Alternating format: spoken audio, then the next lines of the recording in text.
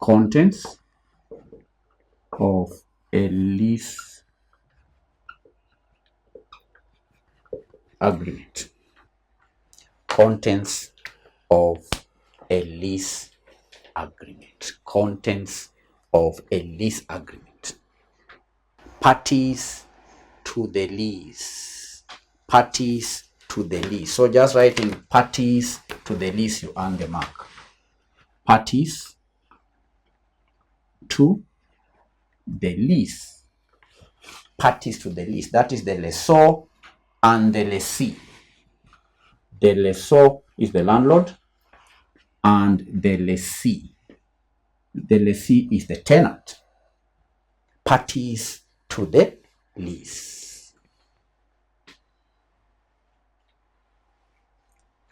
A lease agreement should clearly identify the landlord or the lessee and the tenant, who is the lessee, with their full names, their addresses, their contact information, and so on. None of you have said description of the property.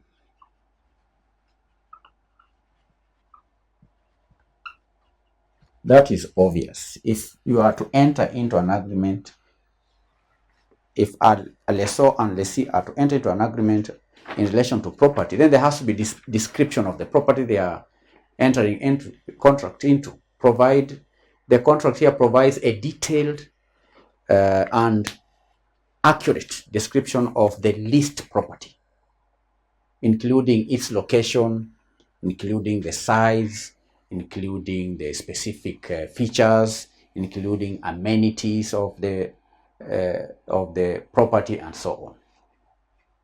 You understand? If it's a property, where is it situated? What is the size? Are there amenities?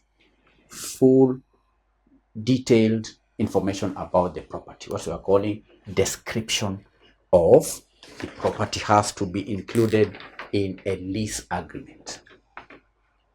Some of you have identified terms of the lease. The terms of the lease. What are the terms of the lease? Specify the duration. Okay, that is one item in terms of the lease. The specific duration of the lease. For how long is the landlord leasing the property? It could be houses, buildings, and so on, or equipment. What are the terms? For what period? Okay, and that should include the commencement date, and the termination date, or even the renewal options. Those are terms. So when you say renewal and all that, those are terms of the lease. Someone mentioned payment. The rent payment. Rent and payment. Okay? Rent and payment. And it's not just payment, but payment terms. Payment terms. The agreement should state the amount of rent payable, the frequency of payment. Is it paid monthly, weekly, quarterly? Or what are the payment terms? Including the date. What is the date? When should the lease payments be made? Is it at the beginning of the month? Is it at the end of the month? And what methods will be used when paying? Is it through the bank, through M-Pesa, or is it cash? Rent and payment terms must be included in a lease agreement. You understand? Then I don't know why you forgot deposit, what we call security deposit. When you are to rent property, there are times when the landlord may request you to pay a deposit for, say, 6 months, 1 year, and so on. So that has to be outlined within the lease agreement. Outline the amount of security deposit required, the conditions for its refund, and if there will be any deduction that may be made. That has to be documented in the agreement. How much deposit will be paid? Is the deposit refundable or not? Will there be any deductions towards the end or expiry of the lease?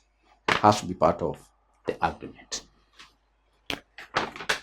I've also seen lease agreements that identify or detail how the property is to be used. Use of property. Use of property.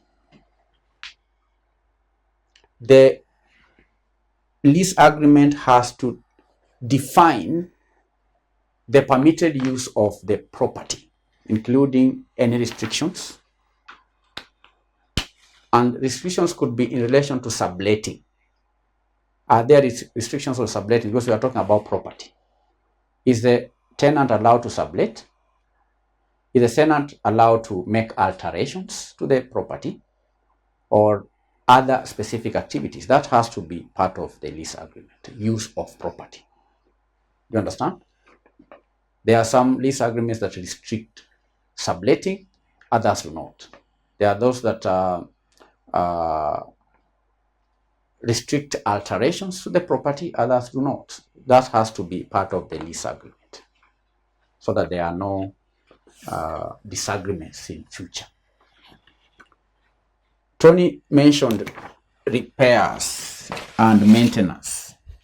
Repairs and maintenance.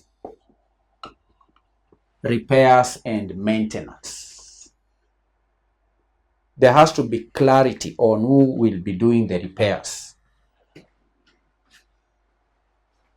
The lease agreement, in other words, should clarify the responsibilities of the lessor or the landlord and the responsibilities of the lessee, who is the tenant. These are responsibilities for repairs, maintenance, and even the upkeep of the property. The upkeep of the property. 1, 2, 3, 4, 5, 6, 7. Then there is termination. Termination and renewal. Termination and renewal. That has to be part of the lease agreement. Termination and renewal. Termination and renewal. The lease agreement has to specify the conditions under which the lease can be terminated. You understand? And this termination can be made by either party.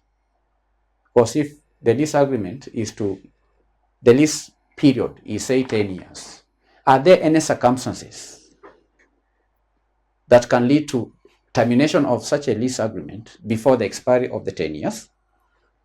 And if so, are there any notice periods that are required? How about the process for renewal? So that has to be part of the lease agreement. Termination, we know is a process. It has to be, the agreement has to identify the conditions under which either party can terminate the agreement. Then there is also the aspect of renewal. What is the process of renewing the lease upon expiry? You understand? So that was a straightforward question. 8 marks. Contents of a lease agreement. Number 1, parties to the lease. Number 2, description of the property. Number 3, terms of the lease. Number 4, rent and payment terms. Number 5, security deposit. Number 6, use of property. Number 7, repairs and maintenance. Number 8, termination and renewal. 8 marks.